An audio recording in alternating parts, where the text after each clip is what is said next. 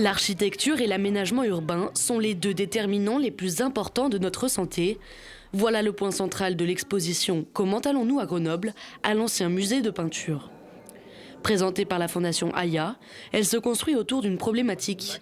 Comment est-ce que l'urbanisme influence la santé et le bien-être des habitants ? Les recherches qui ont été menées ces 20 dernières années nous permettent de mieux catégoriser les paramètres qui ont une influence sur notre santé, qu'on appelle donc les déterminants de santé. Les modes de vie et les contextes urbains dans lesquels on vit a une influence déterminante d'environ 70% sur notre santé collective. Finalement, architecture et santé sont intimement liées depuis toujours, et c'est des questions qu'on se pose aujourd'hui de façon peut-être plus fine.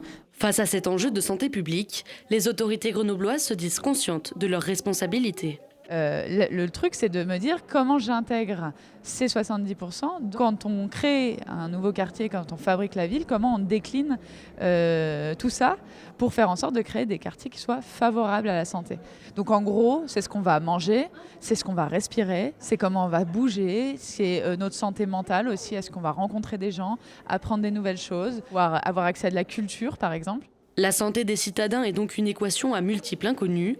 Le moindre changement de paramètre a de facto des conséquences. Si on prend une pathologie comme les maladies respiratoires et que l'on cherche une manière dans la ville de participer à la prévention de ces maladies respiratoires. Bien sûr, on peut créer des continuités piétonnes, des continuités cyclistes, ça c'est assez évident. Et là où ça l'est moins, c'est quand on veut agir pour les personnes les plus vulnérables, des personnes âgées par exemple. Et bien là, le dispositif qui fonctionne le plus, paradoxalement, c'est le banc. Si vous répartissez des bancs avec des intervalles assez réguliers, ça permet à la personne âgée de s'asseoir régulièrement et ainsi de retrouver une autonomie dans son quartier pour aller chercher sa baguette ou autre. Si l'exposition met en avant de nombreux questionnements, aucune réponse toute faite n'est proposée.